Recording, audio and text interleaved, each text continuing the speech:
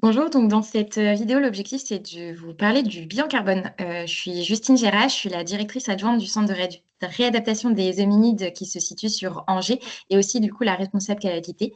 Les hominides, donc c'est une structure SMR qui comporte donc 70 lits et 30 places en oncologie, polyvalent et en addictologie.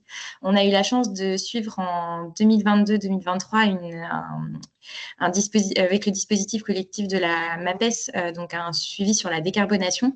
Euh, et donc, avec la réalisation d'un bilan carbone. Et puis, on avait poursuivi en 2023-2024 avec un accompagnement sur la responsabilité sociétale du coup des établissements. Donc en 2022-2023, on a pu être accompagné donc par la MAPES et le cabinet conseil Nepsen pour réaliser donc sur différents temps de formation notre bilan carbone qu'on a réalisé donc sur l'année 2022. Donc ça a été notre premier bilan carbone réalisé en interne sur les homénides. Ce bilan donc il a été présenté à l'ensemble donc de l'établissement dans un premier temps au comité du coup de direction. Et puis, on a étendu cette présentation à l'ensemble de nos salariés et puis à nos représentants des usagers également. Il a aussi été présenté au niveau de notre direction régionale et c'est notamment un outil qui a pu servir de base pour le groupe UGCAM, donc Bretagne Pays de la Loire, duquel on fait partie, pour que cet exercice se fasse du coup à plus grande échelle dans le groupe. Dans le bilan carbone, on compte nous également du coup le plan d'action qui en découle et chaque instance et groupe de travail du coup aux hominides s'y réfère pour enrichir son plan d'action dans cet objectif du coup de décarboner l'établissement. Il y a une instance également donc développement durable qu'on a créée en 2022 dans l'établissement et qui s'appuie sur ce bilan carbone pour définir les priorités et faire vivre du coup ce plan d'action lié au bilan carbone.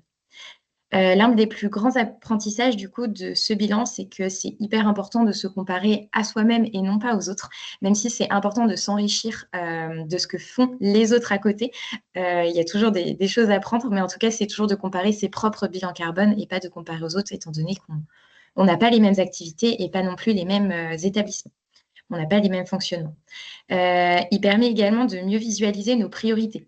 Par exemple, on pensait que les déchets, c'était une source très forte d'émissions du coup de gaz à effet de serre pour notre bilan carbone. Finalement, c'est pas pour autant qu'on ne travaille pas dessus, mais en tout cas, c'est pas la majeure émission du coup de gaz à effet de serre dans notre établissement sanitaire. C'est plutôt du coup la pharmacie qui représente un fort poste d'émission et sur lequel, en effet, on va essayer du coup de travailler au maximum. Euh, Au niveau des inconvénients, il n'y en a pas beaucoup. C'est juste qu'il faut savoir que le premier bilan carbone que l'on fait, ça prend du temps et c'est assez technique. Donc, c'est le temps du coup de s'acclimater, de s'approprier en tout cas l'outil du coup de recueil de données et puis de créer justement plusieurs recueils de données annexes afin de pouvoir compléter ce bilan carbone afin d'avoir l'ensemble des données.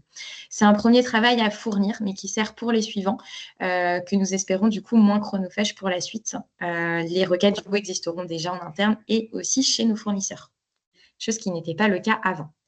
Il y a une vraie plus-value à être accompagné par la MAPES et Nepsen pour la réalisation en tout cas de ce premier bilan carbone. C'était assez sécurisant pour nous. En cas de question, en tout cas sur la validité des chiffres, on avait notamment Nepsen qui était expert et qui répondait à nos questions et aussi sur la manière dont on recueillait nos données. Donc ça nous a permis de conforter en tout cas nos données et puis du coup derrière aussi notre plan d'action, de pouvoir nous donner pas mal d'idées également. Il n'y avait aucune obligation pour notre établissement, du coup, de le faire. L'établissement est très investi sur la question de transition écologique, d'où le fait aussi qu'on ait une instance développement durable qui a été créée du coup en 2022. On a fait le choix de faire cette formation et de faire notre bilan carbone et de continuer à le faire par anticipation, parce qu'on se dit qu'il serait assez logique que cette obligation de décarboner s'élargisse à plusieurs établissements par la suite, donc autant s'y préparer dès que possible. Et puis, en cas de labellisation RSE, le bilan carbone, c'est un document de preuve de la mesure par l'établissement du coup de ces émissions. Donc, on sera normalement prêt si on a besoin du coup de passer la labellisation. Merci.